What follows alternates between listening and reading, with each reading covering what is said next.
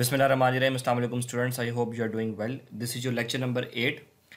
ये lecture number 8 इस लिहाज से है कि जो लेक्चर नंबर 7 या आपका वीक नंबर 7 था, उसमें आपका मिड टर्म एग्ज़ाम था। उस अगर सीक्वेंस में देखा जाए तो ये अब आपका वीक नंबर 8 है और this is your lecture number 8। अगर आप रिकॉल करें तो हमने मिड टर्म से पहले, जो कि आपका वीक नंबर 6 था, उसके अंदर हम लोगों ने कंपाइलर की जनरलाइज स्ट्रक्चर देखी थी, जिसमें मैंने आपको बताया था कि लेक्सिकल एनालाइज़र जो कि बेसिकली स्कैनर का काम करता है, फिर सिंटैक्स एनालाइज़र जो कि पार्सर का काम करता है, और फिर इस तरह कोड जनरेटर और सिमेंटिक एनालिसिस, और उसके अलावा हमारे पास जो है इंटरमीडिएट कोड जनरेशन, इनकी मैंने ब्रीफ डिस्कशन आप लोगों के साथ की थी। दो कि हम लोगों ने इसकी डिटेल डिस्कशन नेक्स्ट लेक्चर में करनी है, इसलिए मैं इस टॉपिक को यहाँ पे दोबारा रिवाइज नहीं कर रहा। इंशाल्लाह नेक्स्ट लेक्चर के अंदर हमने जनरलाइज स्ट्रक्चर ऑफ कंपाइलर को ही हम लोगों ने एनालाइज करना है। आज का जो हमारा लेक्चर है दैट इज़ रिलेटिवली सिंपल, लेकिन याद रखिएगा कि आज के लेक्चर में जो हम चीज़ पढ़ रहे हैं that is analysis and synthesis, और हमने बेसिकली एनालिसिस और सिंथेसिस के टूल्स के बारे में पढ़ना है। अभी हम इसको डिस्कस करेंगे कि एनालिसिस और सिंथेसिस होता क्या है और उसके टूल्स क्या होते हैं। याद रखिएगा कि ये चीज़ अगर आप थ्योरेटिकल पॉइंट ऑफ व्यू से देखेंगे तो इसको समझना काफ़ी ज़्यादा मुश्किल है। तो इसके लिए मैं स्पेशल जो है कंपाइलर के ऊपर, याद रखिएगा कि मैं तो इसके लिए जो है पाइथन का कंपाइलर इस्तेमाल कर रहा हूँ, लेकिन ये सारे कॉन्सेप्ट्स हर प्रोग्रामिंग लैंग्वेज के लिए वैलिड हैं। और जब मैं आपको यहाँ पे प्रैक्टिकली वो कॉन्सेप्ट समझा रहा हूँ थ्रू एग्जांपल, क्योंकि ये जितने भी इसमें कॉन्सेप्ट्स हैं ये आप एग्जांपल के थ्रू ही बेहतर तरीके से समझ सकते हैं, क्योंकि थ्योरेटिकली उनको समझना इम्पॉसिबल है। तो जब मैं आपको यहाँ पे जिस भी जो है कॉन्सेप्ट से रेलिवेंट एग्जांपल जब यहाँ पे दे रहा हूँ, आपने उसको बहुत ज़्यादा ध्यान से सुनना है। So let's start. सबसे पहले मैं आपको बताऊंगा कि एनालिसिस और सिंथेसिस होती क्या चीज़ है, और ये बड़ा सिंपल सा कॉन्सेप्ट है, उसमें कोई हमने इतना टाइम भी नहीं लगाना। इसके टूल्स क्या होते हैं, ये सबसे इंपॉर्टेंट चीज़ है, ठीक है। एनालिसिस और सिंथेसिस बड़ी सिंपल सी चीज़ है जी। याद रखिएगा कि जब आप किसी भी कोड को किसी भी कंपाइलर में जो है कोई भी प्रोग्रामिंग लैंग्वेज है, जब आप उस कोड को उस कंपाइलर में चलाते हैं, चाहे वो C++ का है, चाहे वो पाइथन का है, चाहे वो जावा का है, तो वो कोड बेसिकली दो स्टेजेस से गुजरता है। पहली स्टेज हमारे पास एनालिसिस की होती है, दूसरी स्टेज हमारे पास सिंथेसिस की होती है। ये डायग्राम में अभी आपको जो है इस डायग्राम की तरफ मैं बाद में आता हूँ। पहले तो मैं आपको सिंपली बता दूं, अगर हम सिंपली देखें तो जो फ्रंट एंड होता है, आप याद करें कि कंपाइलर के दो मेन पार्ट्स हैं, फ्रंट एंड और बैक एंड, जो हमारे पास 2 पास कंपाइलर था। जो फ्रंट एंड होता है वो एनालिसिस का टास्क परफॉर्म करता है, और जो बैक एंड होता है वो सिंथेसिस का टास्क परफॉर्म करता है, एंड दैट्स इट। इससे ज़्यादा एनालिसिस और सिंथेसिस के बारे में आपको जानने की कोई ज़रूरत नहीं है। अब देखें एनालिसिस में क्या क्या चीज़ होगी। अगर आप याद करें कि फ्रंट एंड के अंदर आपके पास टोकनाइजेशन का प्रोसेस होता था, फिर आपके पास जो है पार्सिंग का प्रोसेस होता था। बैक एंड के अंदर फिर आप याद करें कि हम लोग इंस्ट्रक्शन शेड्यूलिंग, रजिस्टर एलोकेशन और ये सारे प्रोसेस हम लोग करते थे, तो ये सिंथेसिस का प्रोसेस था। इससे ज़्यादा आपको एनालिसिस और सिंथेसिस के बारे में कोई चीज़ जानने की ज़रूरत नहीं है। आप ये समझे कि जो प्रोसेस आपने फ्रंट एंड और बैक एंड के बारे में आपने पढ़े थे, वही उन्हीं प्रोसेसेस का नाम मैंने एनालिसिस और सिंथेसिस रख दिया। वही जो टोकनाइजेशन करते थे, पार्सिंग करते थे, उसका सिंटैक्स ट्री और एब्स्ट्रैक्ट सिंटैक्स ट्री बनाते थे, वो एनालिसिस का स्टेप था। और बैक एंड में फिर आप जो IR जो कोड आपको फ्रंट एंड से रिसीव होता था, उसमें जो आप इंस्ट्रक्शन जो है स्केड्यूलिंग, रजिस्टर एलोकेशन, और वो वाला जो प्रोसेस था वो सिंथेसिस का प्रोसेस था। तो ये मैंने एग्जैक्टली यही चीज़ मैंने डायग्राम में बताई है कि एनालिसिस वाला जो काम है वो फ्रंट एंड में होता है, और जो सिंथेसिस वाला काम है वो बैक एंड में होता है। अच्छा, मैं आपको ये बात इस कॉन्सेप्ट से भी समझा सकता हूँ। जो सिंथेसिस होता है, फॉर एग्जांपल केमिस्ट्री में सिंथेसिस को हम लोग कहते हैं कि जब आप दो डिफरेंट केमिकल्स को मिलाते हैं। मैं आपको सिर्फ एग्जांपल के तौर पे समझा रहा हूँ। फॉर एग्जांपल C+O2 मतलब कार्बन प्लस ऑक्सीजन, ये सिर्फ एक एग्जांपल है महज, दैट इज CO2। तो ये चीज़ सिंथेसिस कहलाती है कि जो CO2 आपके पास गैस है, it is composed of 2 elements, carbon and oxygen. तो इसको हम सिंथेसिस कहते हैं कि जब आप डिफरेंट कंपोनेंट्स को ज्वाइन करके कोई एक सिंगल कंपोनेंट बनाएं। तो असल में बैक एंड यही कर रहा होता है। बैक एंड के पास जो डिफरेंट हमारे पास जो फ्रंट एंड से आ रहे होते हैं टोकन्स और ट्री वगैरह, वो उनको कंबाइन करके उसका मशीन को डेवलप करने की कोशिश कर रहा होता है। इससे ज़्यादा एनालिसिस और सिंथेसिस के बारे में आपको जानने की ज़रूरत नहीं है। अगर आप लोग इंटरेस्टेड हैं तो आप ज़रूर इसके बारे में पढ़िएगा। तो मैं इसको यहाँ पे कंक्लूड कर देता हूँ। एनालिसिस क्या चीज़ होती है? जो प्रोसेस आपका फ्रंट एंड में चलता है उसको हम लोग कहते हैं एनालिसिस, जैसे कि टोकनाइजेशन है, पार्सिंग, ट्री जनरेशन है, एब्स्ट्रैक्ट सिंटैक्स ट्री है, ये एनालिसिस है। और बैक एंड में जो रजिस्टर एलोकेशन है, इंस्ट्रक्शन शेड्यूलिंग है या इंस्ट्रक्शन सिलेक्शन है, ये सारे प्रोसेस सिंथेसिस के अंदर आते हैं, एंड दैट्स इट। ठीक है, ये हमारा आज का मेन टॉपिक है।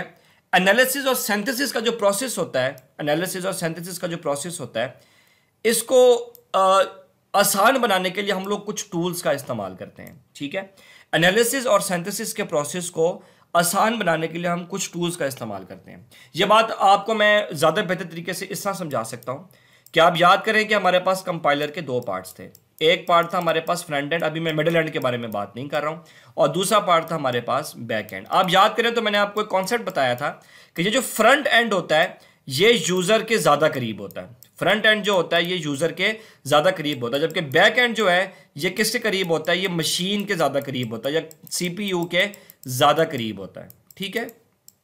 ओके, आप एक और चीज़ भी याद करें, मैंने आपको कहा था कि जिस कंपाइलर का, ये बात ज़रा ध्यान से सुनिएगा, अच्छा 90% सारे कंपाइलर्स का बैक एंड सिमिलर होता है। उसकी रीज़न ये होती है कि बैक एंड का काम है आपके गिवन कोड को जो फ्रंट एंड से आ रहा होता है उसको असेंबली लैंग्वेज में या बाइनरी लैंग्वेज में कन्वर्ट करना है। इसलिए बैक एंड तो तकरीबन हर कंपाइलर का सेम है, वो जौन सी भी प्रोग्रामिंग लैंग्वेज है। डिफरेंस आता है हमारे पास फ्रंट एंड पे। आप याद करें मैंने आपको कॉन्सेप्ट बताया था, अगर आपको याद नहीं है तो आप दोबारा सुन लें कि जिस कंपाइलर का या जिस प्रोग्रामिंग लैंग्वेज का फॉर एग्जांपल फ्रंट एंड जितना ज़्यादा अच्छा होगा उतना ही ज़्यादा वो प्रोग्रामिंग लैंग्वेज यूज़र के लिए यूज़र फ्रेंडली होगी, ठीक है। ये बात दोबारा से सुने कि जिस प्रोग्रामिंग लैंग्वेज का फ्रंट एंड जितना ज़्यादा अच्छा डेवलप किया गया होगा, जितना ज़्यादा वेल स्ट्रक्चर्ड होगा, वो यूज़र के लिए उतना ही ज़्यादा यूज़र फ्रेंडली भी होगा, ठीक है। तो असल में जो मैं जिन टूल्स की बात कर रहा हूं एनालिसिस और सिंथेसिस वाले, ये टूल्स क्या करेंगे, ये टूल्स असल में यूज़र के लिए प्रोग्रामिंग को आसान बनाएंगे, एंड दैट्स इट। ये जो टूल्स हैं एनालिसिस और सिंथेसिस के प्रोसेस को यूज़र के सामने विजिबल किया जाएगा। यूज़र फुली अवेयर होगा कि कोड के साथ हो क्या रहा है, ठीक है। अगर तो यूज़र से इनविजिबल रखा जाएगा, इसका मतलब यह है कि यूज़र को बड़ा कम नॉलेज होगा कि बैक एंड के ऊपर या आपने जो कोड लिखा है। अभी मैं आपको एग्जांपल दूंगा तो आपको मेरी बात ज़्यादा समझ आएगी कि कोड के साथ हो क्या रहा है। जितनी programming language less user friendly होगी उतनी ज़्यादा वो यूज़र से दूर होगी, यूज़र को पता नहीं चल रहा होगा कि बैक एंड के अंदर क्या हो रहा है, या इवन उसको फ्रंट एंड का प्रोसेस भी ज़्यादा क्लियर नहीं होगा। लेकिन जितना ज़्यादा आपका बैक एंड और फ्रंट एंड के अंदर जितने ज़्यादा आप टूल्स इस्तेमाल करेंगे, ये टूल्स कौन से इसके बारे में हम डिस्कस करते हैं, हमारा टॉपिक भी यही है। तो जितने ज़्यादा आप टूल्स का इस्तेमाल करेंगे उतनी ही ज़्यादा यूज़र के लिए आसानी होगी प्रोग्रामिंग को समझने में और उसके अंदर एरर और जो है बग्स वगैरह को निकालने में। सो ये टूल्स क्या करते हैं। अच्छा, सबसे पहले तो मैं आपको बता दूं कि ये एनालिसिस और सिंथेसिस के टूल्स, चले मैं पहले आपको यही बता देता हूं कि एनालिसिस सिंथेसिस के जो टूल्स होते हैं इनका मेन काम क्या होता है, प्रोग्रामिंग को ज़्यादा एफिशिएंट बनाना ताकि यूज़र इजीली प्रोग्रामिंग को परफॉर्म भी कर सके और उसको सीख भी सके। अच्छा, टूल्स का सबसे ज़्यादा बड़ा फायदा क्या होता है कि आप एरर हैंडलिंग और डिबगिंग का मतलब होता है बग का मतलब होता है एरर, हम उसको बग्स भी कहते हैं, आप लोग ये बात जानते होंगे, और डिबगिंग का मतलब एरर्स को रिमूव करना। तो ये जो आपके पास ये टूल्स होते हैं ये यूज़र का फ्रंट एंड एक्सपीरियंस इंप्रूव करते हैं। यूज़र के लिए प्रोग्रामिंग को परफॉर्म करना बहुत ज़्यादा आसान हो जाता है। ये भी आपको थोड़ी देर में बात ज़्यादा क्लियर समझ आएगी जब मैं आपको इन टूल्स के बारे में बताऊंगा। ये टूल्स कौन कौन से होते हैं, इसके अंदर पहला टूल का नाम होता है स्ट्रक्चर एडिटर, फिर हमारे पास होते हैं pretty printers, then we have static checkers, then we have interpreters, और उसके बाद हमारे पास लास्ट के अंदर है टेक्स्ट फॉर्मेटर। सो ये हमारे पास टोटल 5 टूल्स हैं, और टूल्स भी होते हैं लेकिन हम प्रिसाइजली, क्योंकि मेरा मकसद है कि आपको सिर्फ ये समझ आ जाए कि सिंथेसिस और एनालिसिस का जो हमारे पास प्रोसेस होता है वो किस तरह आसान हो जाता है यूज़र, या वो यूज़र के लिए कितना विजिबल हो जाता है, वो इन टूल्स के ज़रिए बहुत ज़्यादा आसान हो जाता है। फाइन, तो अब हम लोग और इनफैक्ट जब तक हम लोग इन टूल्स को प्रैक्टिकली परफॉर्म जो है इन टूल्स को प्रैक्टिकली यूज़ करके नहीं देखेंगे तो हमें पता नहीं चलेगा कि किस तरह हमारे लिए एनालिसिस और सिंथेसिस का प्रोसेस यूज़र के लिए किस तरह विजिबल है, या किस तरह ये टूल्स यूज़र के लिए प्रोग्रामिंग के एक्सपीरियंस को आसान करते हैं। सो अब हम लोग डायरेक्टली स्टार्ट करते हैं। आप याद रखें, बड़ी सिंपल सा कॉन्सेप्ट है। ये जो 5 टूल्स मैंने आपको बताए, इन 5 टूल्स का क्या मकसद है, मेरे साथ रिवाइज करें। इन 5 टूल्स का मकसद है यूज़र के लिए प्रोग्रामिंग को आसान करना और एरर हैंडलिंग को और डिबगिंग के प्रोसेस को यूज़र के लिए आसान बनाना। सो अब हम लोग स्टार्ट करते हैं। सबसे पहले हमारे पास टूल है स्ट्रक्चर एडिटर। अच्छा, स्ट्रक्चर एडिटर की तो कुछ यहाँ पे डेफिनेशन लिखी हुई है, मैं क्योंकि उसको रीड आउट करने से ज़्यादा बेहतर तो उसको प्रैक्टिकली परफॉर्म करके दिखाना है, मैं आपको फिर भी बता देता हूँ। स्ट्रक्चर एडिटर करता क्या है, ये यूज़र से इनपुट कमांड्स लेता है और आपके सोर्स प्रोग्राम को डेवलप करता है, लेकिन ये सोर्स प्रोग्राम बड़ी एफिशिएंटली डेवलप होता है, ठीक है जी। अच्छा, स्ट्रक्चर एडिटर का दूसरा काम होता है कि वो ऑटोमेटिकली आपने जो ऑर्डिनरी टेक्स्ट लिखा होता है वो उसको ऑटोमेटिकली मॉडिफाई करता है according to the given compiler. ये बात आपको भी डेफिनेटली समझ नहीं आएगी जब तक मैं आपको इसको प्रैक्टिकली इंप्लीमेंट नहीं करके दिखाऊंगा, ठीक है। फिर उसके बाद जब आप प्रोग्रामिंग कर रहे होते हैं तो प्रोग्रामिंग करते हुए वो ऑटोमेटिकली हायरार्किकल स्ट्रक्चर को खुद ब खुद डेवलप करता है ताकि यूजर को आसानी रहे।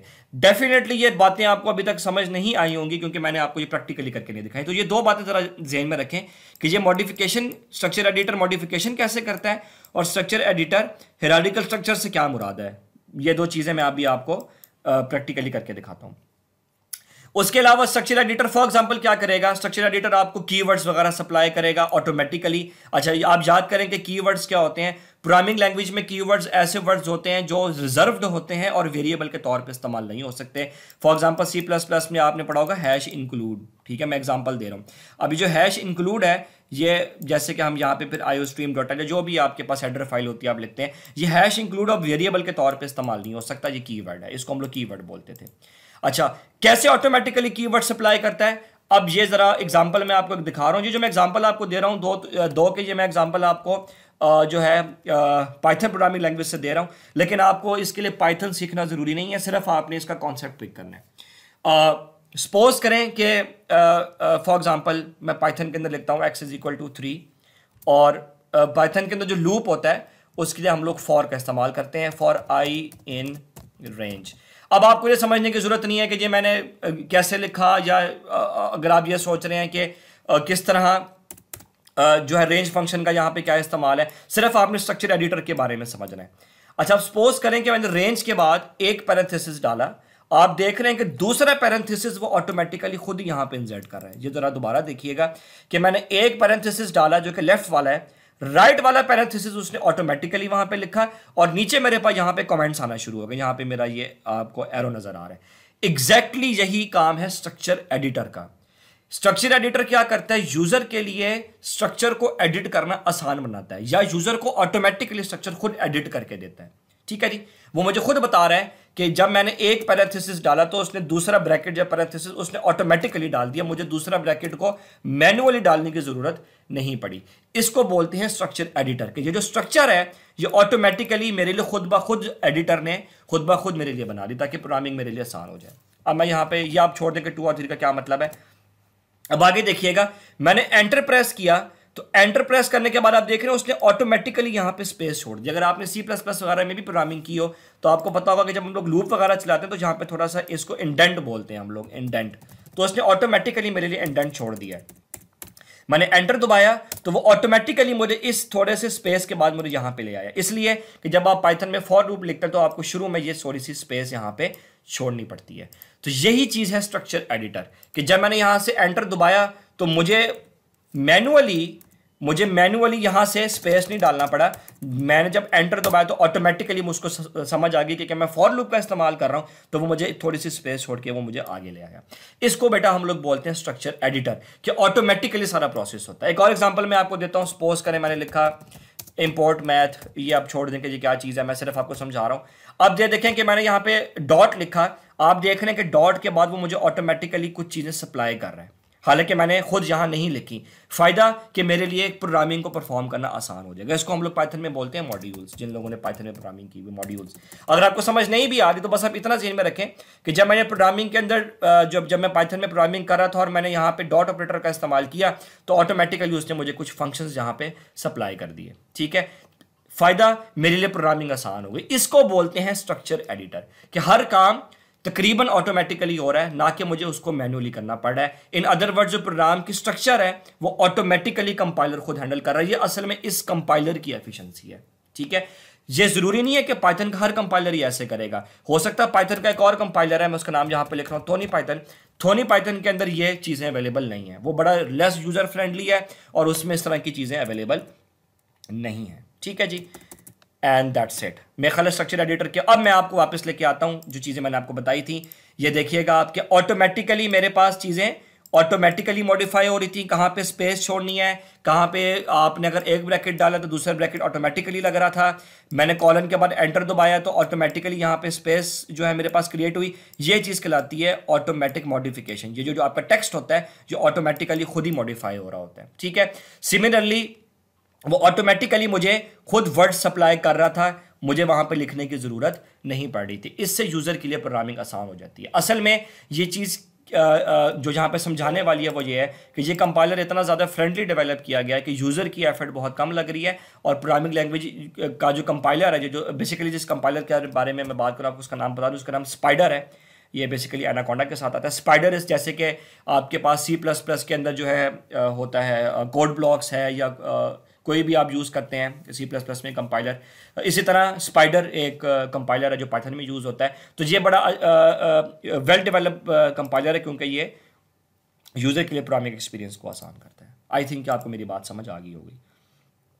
नेक्स्ट चीज़ हमारे पास आती है प्रिटी प्रिंटर्स। प्रिटी प्रिंटर्स का कॉन्सेप्ट भी बड़ा आसान है। प्रिटी प्रिंटर्स क्या करते हैं? प्रिंटी प्रिंटर्स डिफरेंट कलर्स का इस्तेमाल करते हैं। आपके गलत जहां पे आपने कोई स्टेटमेंट लिखी हो, ये उसको अंडरलाइन करते हैं। इसको बोलते हैं प्रिटी प्रिंटर्स। अब जरा देखिएगा, मैं ये चीज पाइथन में लिखता हूं। सपोज करें कि मैं यहां पे लिखता हूं फॉर आई इन रेंज और डेट इज 2,3। आपको समझने की जरूरत नहीं कि ये क्या चीज है, लेकिन जो चीज आपको यहां अब ऑब्जर्व करनी चाहिए वो ये है कि डिफरेंट कलर्स का इस्तेमाल। ये देखें, फॉर ब्लू कलर में लिखा हुआ है, इन भी ब्लू कलर में लिखा हुआ है। असल में ये ब्लू कलर इस्तेमाल होता है कीवर्ड के लिए। आप याद करें, जैसे मैं आपको आसानी आपके लिए कर देता हूं, आप C++ में लिखते थे इंटीजर x, वेरिएबल को डिक्लेयर करने का तरीका है। तो आप देख रहे हैं कि उसने इंटीजर को पर्पल कलर में लिखा है। तो असल में ये चीज जो है ये प्रिटी प्रिंटर के जरिए होती है कि डिफरेंट वर्ड्स के लिए या डिफरेंट चीजों के लिए डिफरेंट कलर का इस्तेमाल किया जाता है। डिफरेंट कलर का इस्तेमाल करने का क्या फायदा होता है कि यूजर को ये चीज ढूंढने में आसानी हो जाती है। मैं जैसे कि मैं मिसाल देता हूं कि जो चीज पर्पल कलर में लिखी जाती है वो असल में जो है बिल्ट इन फंक्शन होता है। जैसे कि इंटीजर एक बिल्ट इन फंक्शन है। मैं इसकी डिटेल में नहीं जा रहा, मैं सिर्फ आपको यह बता रहा हूं कि डिफरेंट कलर्स का इस्तेमाल किया जा रहा है ताकि यूजर के लिए प्रोग्रामिंग आसान हो। देखिए, आई क्योंकि वेरिएबल है तो ब्लैक कलर में लिखा गया है। 2 और 3 आपने फंक्शन के जो है वो लिखे हैं पैरामीटर्स, तो वो हमारे पास जहां पे तकरीबन मैरून कलर में लिखे गए हैं। इसको बोलते हैं प्रिटी प्रिंटर्स, कि जब आप प्रोग्रामिंग कर रहे हो तो मुख्तलिफ चीज़ों के लिए मुख्तलिफ कलर्स का इस्तेमाल किया जाएगा ताकि यूज़र के लिए विजिबिलिटी और डिटेक्ट करना आसान हो जाए। जहां पे भी आपको ब्लैक कलर नजर आएगा आपको समझ आ जाएगी कि वो वेरिएबल है। पर्पल कलर नजर आएगा तो इसका मतलब है कि वो बिल्ट इन फंक्शन है। आपको ब्लू कलर नजर आएगा तो आपको समझ आएगा कि ये बिल्ट इन फंक्शन नहीं है, सिर्फ कीवर्ड है। मैं डिटेल में नहीं जाना चाहता कि बिल्ट इन फंक्शन और कीवर्ड में क्या फ़र्क है, लेकिन सिर्फ अगर आपको यही समझ आ गई है कि डिफरेंट हमारे पास वर्ड्स के लिए डिफरेंट कलर्स का इस्तेमाल किया गया है, तो ये प्रिटी प्रिंटर्स और डिफरेंट कलर से यूज़र के लिए प्रोग्रामिंग आसान हो जाती है। सिमिलरली अगर मैं यहाँ पे लिखूँ प्रिंट फॉर एग्जाम्पल एक्स, ठीक है, और मैंने यहाँ पे एंटर दबाया, तो आप देखेंगे कि थोड़ी देर के बाद उसने इसको अंडरलाइन कर दिया। अगर आप यहाँ पे ऑब्जर्व करें तो आप देख रहे हैं कि उसने इसको येलो कलर में अंडरलाइन कर दिया। हालांकि मैंने कोड अभी रन भी नहीं किया, ये अंडरलाइन उसने कर दिया। इसका मतलब है कि यहाँ पे कोई एरर है। वो एरर असल में यह कि मैंने वेरिएबल एक्स अभी डिक्लेयर ही नहीं किया था। तो ये डिफरेंट कलर्स का इस्तेमाल, प्रिंट पर्पल कलर में लिखा गया, एक्स ब्लैक कलर में लिखा गया और एक्स को फिर येलो कलर में अंडरलाइन किया गया कि यहाँ पे एरर है। इसको बोलते हैं प्रिटी प्रिंटर्स। असल में प्रिटी से मुराद ये है कि जो आपका कंपाइलर है वो आपके जो आप उसके अंदर लिख रहे हैं वो उसको प्रिटी करके दिखा रहा है। देखिए, अगर मैंने स्ट्रिंग लिखा है तो स्ट्रिंग उसने यहाँ पे ग्रीन कलर में लिख दिया है। डिफरेंट कलर्स का इस्तेमाल और गलतियों को अंडरलाइन करना ताकि यूजर के लिए जो है विजिबिलिटी अच्छी हो जाए, इसको बेटा हम लोग बोलते हैं प्रिटी प्रिंटर्स। तो यहाँ पे यही बात लिखी हुई है कि हम लोग मुख्तलिफ टाइप ऑफ फॉन्ट का इस्तेमाल करते हैं ताकि एरर्स को ढूंढना आसान हो जाए और यूजर के लिए प्रोग्रामिंग बहुत ज़्यादा विजिबल हो जाए। आप देख रहे हैं कि आप आज के कंपाइलर्स में प्रोग्रामिंग कितनी ज़्यादा आसान है। उसके बाद नेक्स्ट चीज़ आती है स्टैटिक चेकर्स। स्टैटिक चेकर्स बहुत ही ज़बरदस्त फीचर होता है, मैं आपको इसके बारे में बता देता हूँ। स्टैटिक चेकर फॉर एग्जांपल मैं आपके लिए आसानी करता हूँ, मैं यहाँ पर लिखता हूँ प्रिंट एक्स। अब इस कोड में एक प्रॉब्लम है और वो प्रॉब्लम ये है कि मैंने वेरिएबल एक्स अभी डिक्लेयर ही नहीं किया था। डेफिनेटली जब मैंने कोई वेरिएबल डिक्लेयर ही नहीं किया तो वो मैं प्रिंट कैसे करवा सकता हूँ, जौन सी भी प्रोग्रामिंग लैंग्वेज हो। अगर C++ भी होती तो मैं सी आउट एक्स नहीं लिख सकता या मैं सी इन एक्स नहीं लिख सकता जब तक कि मैं इंटीजर एक्स ना लिखूं। ठीक है, पहले मुझे एक्स को डिक्लेयर कराना पड़ेगा, फिर मैं उसको कहीं पे इस्तेमाल करूंगा। अभी आप देख रहे हैं कि मैंने कोड रन नहीं किया। अब जरा गौर कीजिएगा, यहां पे एक साइन बना आ रहा है, अगर मैं इसके ऊपर लिखा हूं तो मेरे पास एरर आ रहा है undefined name x, and that is a very good thing कि कोड को रन करने से पहले ही उसने मुझे बता दिया कि आपने एक ऐसे वेरिएबल का इस्तेमाल किया है जो कि आपने डिफाइन ही नहीं किया। बिफोर कंपाइलेशन मैंने कोड को कंपाइल भी नहीं किया और उसने कंपाइल करने से पहले ही मुझे बता दिया कि यहां पे हमारे पास एरर है, और उसने मुझे एरर के बारे में भी बताया कि वो एरर क्या है। इसको हम लोग बोलते हैं स्टैटिक चेकर। कि कोड को स्टैटिक का मतलब होता है जो चीज़ होल्ड पे हो, जो चीज़ रुकी हुई हो, कि उसने कोड को रन करने से पहले ही स्टैटिकली कोड को चेक कर लिया। फायदा कि मुझे बजाय इसके कि मैं पूरा कोड लिखता और पूरा कोड लिखने के बाद मैं एरर्स को ढूंढता, तो वो मुझे साथ साथ ही एरर्स बताता जा रहा है। अब मैं इस कोड को कंपाइल कर रहा हूं, अब ये कोड कंपाइल हुआ, अब देख रहे हैं कि यहां पे एरर आ रहा है।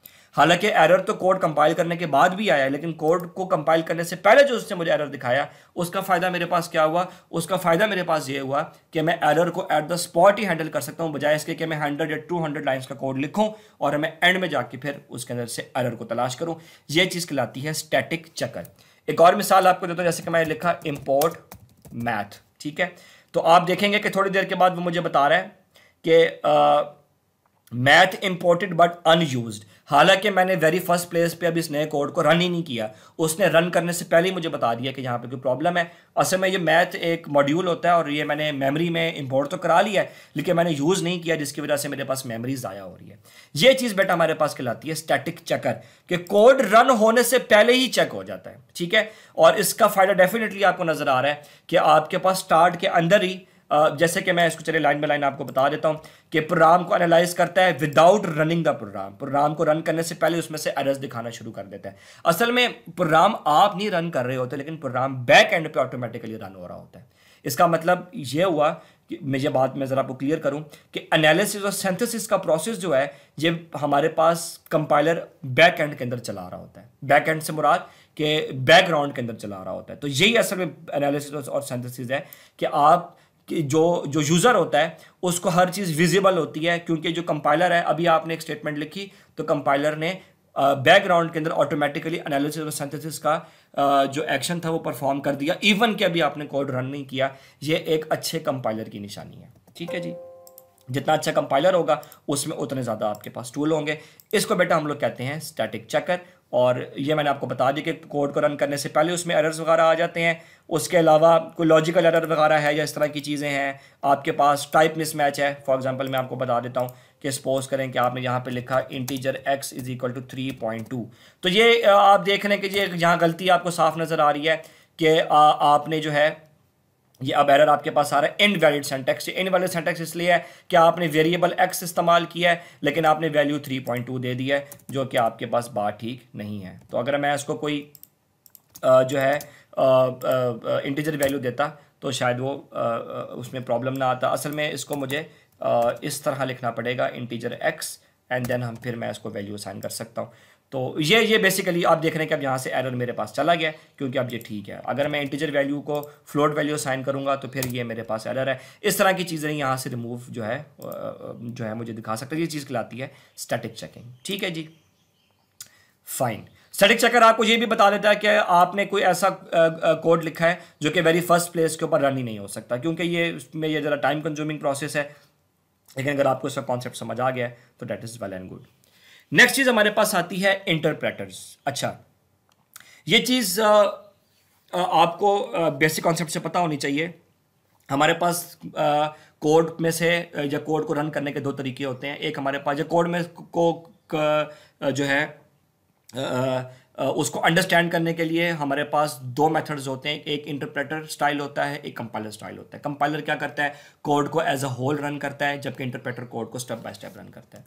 ज़्यादातर जो कंपाइलर हम लोग पहले ज़माने में यूज़ करते थे, जो ओल्ड कंपाइलर्स थे, उनके अंदर कोड सिर्फ कंपाइल ही हो सकता था, ज़्यादातर होता यही था। मैं एक मिसाल आपको देता हूँ। वैसे मैंने लिखा फॉर एग्जाम्पल प्रिंट 3+2, ये पाइथन में प्रोग्रामिंग ज़रा आसान होती है।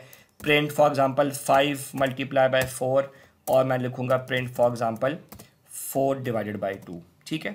ये कोड को सबसे पहले तो मैं कंपाइलेशन स्टाइल में रन करूंगा। आप ज़रा इस विंडो पेन के ऊपर, जिसको मैं यहाँ पे हाईलाइट कर रहा हूँ, ज़रा यहाँ गौर कीजिएगा। मैंने कोड को यहाँ से रन किया, अभी ये कंपाइल हो रहा है। तो ये 3+2 भी रन करेगा जो कि 5 है, 5 × 4 भी करेगा जो कि 20 है, 4/2 भी करेगा जो कि 2 है। तो मैंने इसको रन किया तो इसने मुझे 3 जवाब दिए, 5 जो कि पहली स्टेटमेंट का नतीजा है, 20 जो कि दूसरी स्टेटमेंट का नतीजा है, और 2 जो कि थर्ड स्टेटमेंट का रिजल्ट है, ठीक है जी। ये है कंपाइलेशन स्टाइल कि उसने एक ही वक्त में तीनों स्टेटमेंट्स को रन कर दिए, ठीक है जी, फाइन।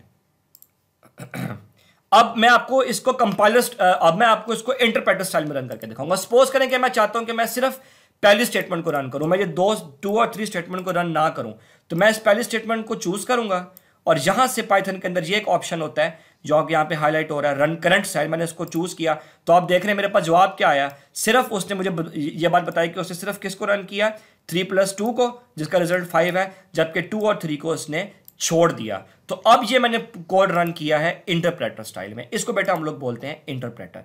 कुछ ऐसे भी कंपाइलर्स हैं जो आपको ये भी ऑप्शन देते हैं कि आप कोड को एज अ होल ना रन करें, बल्कि उसको आप अपनी मर्जी से स्टेप बाय स्टेप करें जो भी आप करवाना चाहते हैं। अब सपोज करें कि मैं सिर्फ आखिरी 2 स्टेटमेंट्स रन करना चाहता हूं, मैं पहले नहीं रन करना चाहता, तो मैं इनको चूज करूंगा, यहां से मैं इसको रन करूंगा। तो उसने मुझे सिर्फ बता दिया कि उसने ये वाली स्टेटमेंट रन की है जिसका रिजल्ट 20 है, उसने 4/2 को रन किया है जिसका जवाब मेरे पास 2 है, जबकि उसने पहली स्टेटमेंट को रन नहीं किया। That is known as interpreter. ठीक है जी। तो कुछ कंपाइलर ऐसे भी हैं जो आपको दोनों ऑप्शंस देते हैं कि चाहे आप उसको, इसका फायदा होता है कि आप एरर को आराम से ढूंढ सकते हैं। अगर आपने फॉर एग्जांपल 1000 लाइन का कोड लिखा है तो अब आपको क्या पता कि एरर कहाँ पे है, या फॉर एग्जांपल एरर को ढूंढना थोड़ा सा मुश्किल हो रहा है, अव्वल तो अच्छे कंपाइलर्स में मुझे प्रॉब्लम नहीं आता। या सपोज करें कि आप मेमोरी पे लोड नहीं डालना चाहते हैं, आप चाहते हैं कि मैं कुछ पोर्शन रन करूँ, कुछ को भी मैं छोड़ दूँ, आप कोई इंटरमीडिएट रिजल्ट ढूंढना चाहते हैं, तो उसमें फिर आपको यहाँ पे फायदा आता है। लास्ट चीज़ जो हमारे पास है वो हमारे पास है टेक्स्ट फॉर्मेटर्स। अच्छा, जो टेक्स्ट फॉर्मेटर्स हैं ये बेसिकली जो पुरानी लैंग्वेजेस आप पढ़ते हैं जैसे कि C++ है या पाइथन है या जावा है, उसमें ये चीज़ समझाना मुश्किल भी है और उसमें होती भी नहीं है। सो टेक्स्ट फॉर्मेटर के लिए जो एग्जांपल मैंने आपके लिए रखी है वो एग्जांपल मैं आपको यहाँ पे रन करके दिखा देता हूँ। असल में टेक्स्ट फॉर्मेटर एक आपके पास कुछ ऐसे पुरानी लैंग्वेजेस आती हैं जो बेसिकली डेवलप की गई होती हैं किसी भी डॉक्यूमेंट को फॉर्मेट करने के लिए। मैं आपको इसकी एग्जांपल देता हूँ। सबसे पहले तो आप मेरे से एग्जांपल सुन लें और उसके बाद फिर मैं इस चीज़ को आपके सामने एग्जांपल के तौर पे रख के आपको समझाऊंगा। सपोज करें कि जी आपको एक असाइनमेंट मिली और असाइनमेंट में जो टेक्स्ट फॉर्मेट के आपको रूल्स बताए गए हैं, मैं आपको यहाँ आया तो टेक्स्ट फॉर्मेटर का जो रूल बताया गया है वो आपको ये बताया गया कि आपने लाइन स्पेसिंग, आप MS वर्ड में काम कर रहे थे, लाइन स्पेसिंग 1.5 होनी चाहिए। आपके पास जो हेडिंग है वो आपके पास 3 की होनी चाहिए। ये बेसिकली टेक्स्ट का साइज होता है। फॉर एग्जांपल ये बेसिकली फॉन्ट का साइज होता है। फॉर एग्जांपल मैं कहता हूँ कि मेरे पास जो हेडिंग है वो मैं इसको आई एम सॉरी मैं यहाँ पे इसको चेंज कर लेता हूँ कि मैं कहता हूँ कि जो मेरे पास हेडिंग है वो 14 साइज में होनी चाहिए और स्टाइल जो है वो टाइम्स न्यू रोमन होना चाहिए। और जो मेरे पास नीचे वाला टेक्स्ट लिखा होगा, ये तो हेडिंग हो गई, जो नीचे वाला पैराग्राफ है वो 12 जो है साइज़ में होना चाहिए। और उसके अंदर जो है जो मेरे पास इमेजेस हैं उनके नीचे जो कैप्शन लिखे हुए होते हैं वो मेरे पास इटैलिक में होने चाहिए और कैलबरी न्यू फॉन्ट में जो है आई एम सॉरी कैलबरी फॉन्ट में होने चाहिए। अब ये इतनी सारी फॉर्मेलिटीज़ को आप जब लिखेंगे, जब आप इसको लिखेंगे खुद से तो आपके लिए मुश्किल है। सपोज करें कि अगर आप 1000 वर्ड्स की रिपोर्ट बना रहे हैं, ये 1000 जो है पेजेस की कोई रिपोर्ट बना रहे हैं, तो उसमें इतने सारी चीज़ों को लेकर चलना बड़ा मुश्किल है। आप कैसे एक एक हेडिंग को मैन्युअली सेट करेंगे, आप कहाँ पे फॉन्ट स्टाइल को चेंज करेंगे, आप कहाँ पे जाके हर फिगर के अंदर उसके कैप्शन को एडिट करेंगे।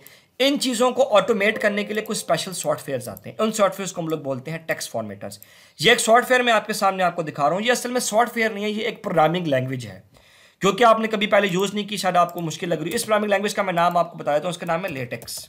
आप नेट पर जाएँ तो आपको ये मिल जाएगी। लेटेक्स ये बेसिकली क्या करता है, ये ऑटोमेटिक फॉर्मेटर है। ऑटोमेटिक फॉर्मेटर है। ऑटोमेटिक फॉर्मेटर कैसे, मैं आपको एग्जांपल दे देता हूँ कि ये आप देख रहे हैं। सबसे पहले तो आप यहाँ पे देखिएगा, ये मैं आपको मैग्नीफायर से दिखा देता हूँ। ये आप देख रहे हैं, ये ना कुछ मैंने यहाँ पे कुछ कोड से लिखे हुए हैं, जैसे कि ये यूज़ पैकेज और इसी तरह से ये कुछ टाइटल लिखा हुआ है, फुट साइज वगैरह लिखा हुआ है। उसके अलावा आप नीचे हैं तो ये सब सेक्शन, ये बेसिकली जैसे C++ की पाइथन की कमांड्स होती हैं, ये लेटेक्स की प्रोग्रामिंग की कमांड्स हैं। ठीक है, फॉर एग्जांपल मैंने लिखा हुआ है इंक्लूड ग्राफिक्स। ये प्रोग्रामिंग लैंग्वेज है इटसेल्फ पूरी, लेकिन ये प्रोग्रामिंग लैंग्वेज डेवलप की गई है स्पेशली किसके लिए, टेक्स्ट को फॉर्मेट करने के लिए। अच्छा, अब जरा देखिएगा, यहां पे आपको कोई फॉर्मेट नजर आ रहा है, आपको कोई फॉर्मेट नजर नहीं आ रहा। ठीक है, ये आपको एक रॉ डॉक्यूमेंट लग रहा है, आपको लग रहा है कि किसी ने इसको ऐसे ही लिखा हुआ है। अब जरा आप मैजिक देखिएगा, मैं इसको कंपाइल करूंगा जैसे कि आप C++ में प्रोग्राम कंपाइल करते हैं। मैंने इसको कंपाइल किया। अब जब ये प्रोग्राम कंपाइल होकर चलेगा तो आप देख रहे हैं मेरे सामने एक डॉक्यूमेंट ओपन हो गया और मैजिकली ये पूरा फॉर्मेटेड है। ऑटोमेटिकली मेरे पास पैराग्राफ्स बने हुए हैं, हेडिंग्स बनी हुई हैं। हेडिंग्स मेरे पास जो है वो इटैलिक स्टाइल में है, नीचे ऑटोमेटिकली लाइन स्पेसिंग बनी हुई है, ऑटोमेटिकली फिगर्स एडजस्ट हो गए हुए हैं, और ऑटोमेटिकली मेरे पास हेडिंग्स आ गई हैं, फिगर्स ऑटोमेटिकली सेट हुई हुई हैं, नीचे रेफरेंस नंबर ऑटोमेटिकली जो है फिगर्स का आ गया है, एंड में रेफरेंस भी ऑटोमेटिकली इंसर्ट हो गए हैं। ये सारा कुछ जो ऑटोमेटिक हुआ है ये इस इंटेलिजेंट प्रोग्रामिंग लैंग्वेज का नतीजा है, जिसका नाम मैंने आपको बताया कि इसका नाम लेटेक्स है। इसको हम लोग बेटा बोलते हैं टेक्स्ट फॉर्मेटर्स। ये टेक्स्ट फॉर्मेटर्स असल में प्रोग्रामिंग लैंग्वेज ही होती है, लेकिन ये डेवलप की गई है प्रोग्रामिंग लैंग्वेज डॉक्यूमेंट्स को फॉर्मेट करने के लिए। ये वो प्रोग्रामिंग लैंग्वेजेस नहीं है जो आप रियल लाइफ में यूज करते हैं। तो अगर आपको इसका कॉन्सेप्ट यहां तक समझ आएगा तो that is fine, and that's it, that was all about this lecture. Kindly जो एग्जांपल्स मैंने आपको दी इनको ध्यान से समझिएगा।